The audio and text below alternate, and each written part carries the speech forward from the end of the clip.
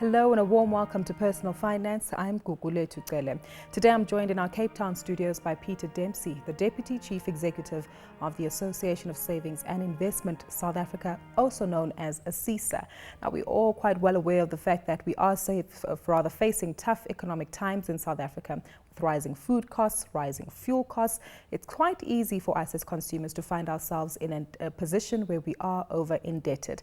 But to give us some guidelines as to how we can avoid this, Peter, I take it first things first is that we need to accept the reality within which we're living in and making sure that financially our budgets can match our lifestyles. Gugulethu, that's exactly right, and it's always a difficult thing to confront, and one of the best starting off places is to actually understand exactly what is happening in your finances. And this is precisely where many consumers don't put that effort and energy in and then get caught out when they're suddenly into a debt spiral. So it starts off with really kind of understanding exactly what your situation is. If we do take a look at getting that reality shot and understanding one's financials, is it always best to do so with the help of a financial advisor? I think in the initial stages it's not necessary. It is longer term, it is, but initially the starting off point would be to get a real understanding of what you actually spend. Very few people keep a daily log of exactly what they spend. These small amounts that one spends on the way to work, on the way home, popping into a store, buying something during lunchtime. So it's really a case of firstly itemizing every single cent that you spend and do that for a month or two and get a sense of exactly what your expenditure looks like. That goes back to that B word, drawing up a budget, which can be quite difficult for a lot of consumers, especially given those extras that the extra cup of coffee that you buy on your way to work or the snacks when you are making your way back home. But are there methods and means in which one can accurately do this? I understand that there are several programs on one's mobile phones, or even just pen and paper might assist here. Correct, and there are apps that you can get for your phone. You can get them, most of the commercial banks actually offer this as well. So whichever route you go, I think the starting off point is to get the budget going and to list all those expenses and then to prioritize your expenses into what I would call kind of high priority expenses and lower priority expenses. And by that we mean your high priority expenses are things like payment of your mortgage, payment of your rental, payment of your medical aid contributions, payment of your life insurance.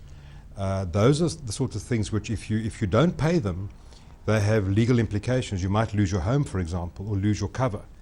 And then the lower priority expenses, which are the more discretionary things like subscriptions, clothes, eating out, those kind of things, perhaps even a gym membership. They hurt, but they don't have legal implications if you don't spend that money. Then the all key important area is also getting rid of debt. Now, we know that we are facing rising interest rates here in South Africa, which does have an impact on making one's debt more expensive. But again, how do you prioritize paying off your home loan versus your credit card, a store account, personal loan and study loans? Should there be a method in order which to tackle down one's debt? Gugulethu, there is one way that one can approach it. I mean, there are a number, but here's one way which we know does work, and that is to rank your debt in terms of the most expensive debt down to the least expensive. So your expensive debt typically are things like your credit card, things like store cards, things like loans through unregistered lending operations. These are typically more expensive, and they're the ones that are more difficult to reduce. So we believe if you segment your debt into expensive debt and then your less expensive debt, which is typically your home loan, and even a student loan, and focus on paying off the expensive debt first. And the big advantage about doing that is that you can prevent that debt from growing in an almost uncontrolled kind of fashion. And also your mortgage repayments of bank loans through authorized lenders, it's much easier to negotiate perhaps an extended repayment period or reducing your contributions. As long as you keep paying, then you don't run the risk of getting an adverse credit record, and we would suggest that one does that. Focus on paying off your higher expense, higher cost debt, and maybe take a bit of a moratorium on the lower price debt or pay a bit less. And once you're back on your feet, then pick up the payments on those lower kind of priced expenses or lower priced debt.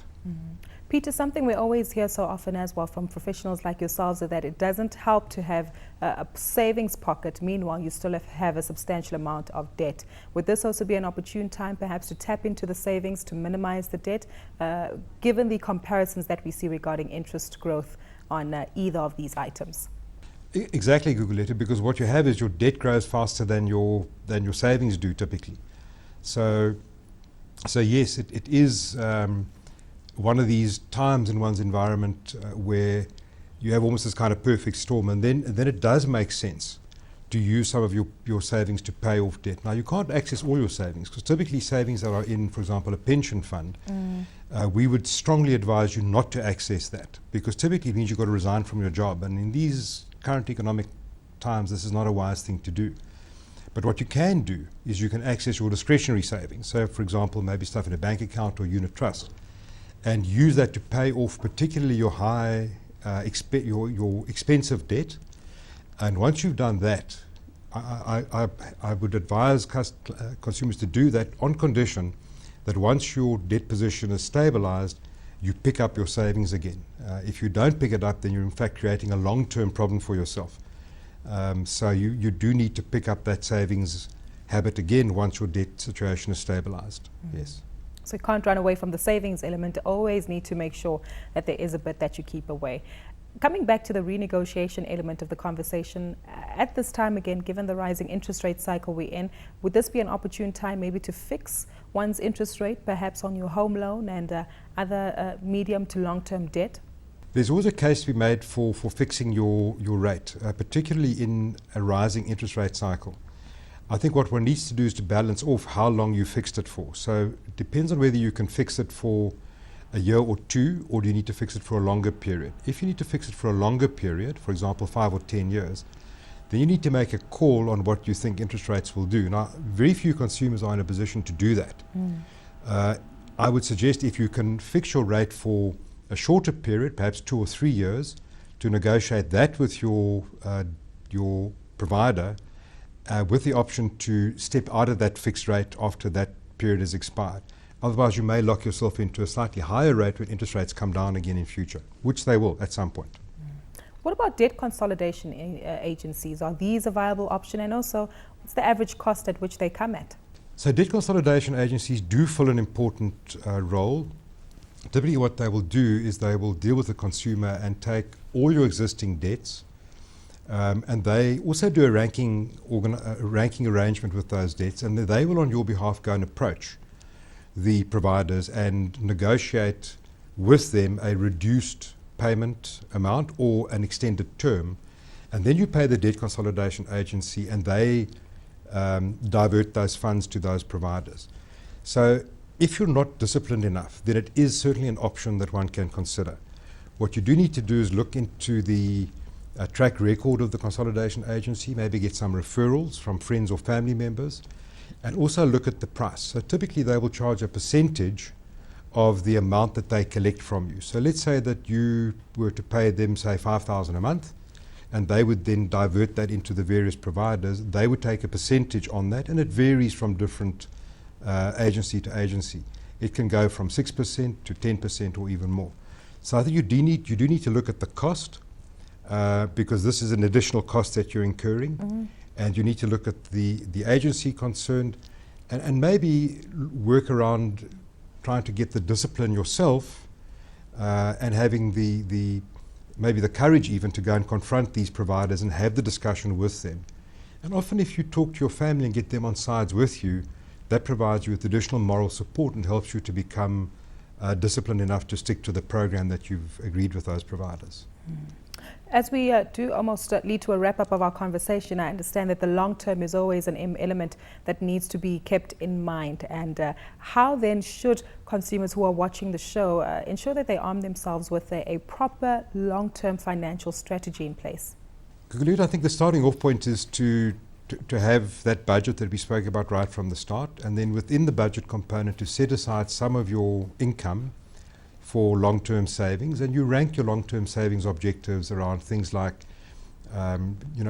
paying for a child's education, creating a retirement nest egg for yourself, And once you have your plan in place, the reality is that no plan is completely foolproof. So there will be times that you divert off the plan for sometimes very good reasons, sometimes circumstances beyond your control. And this is where having an advisor, which we spoke about earlier, does play a role, because the advisor is the person who can keep you honest in the sense that they can bring you back to your plan and remind you that this is the time, for example, to reignite your savings if you've had to use those to pay off debt.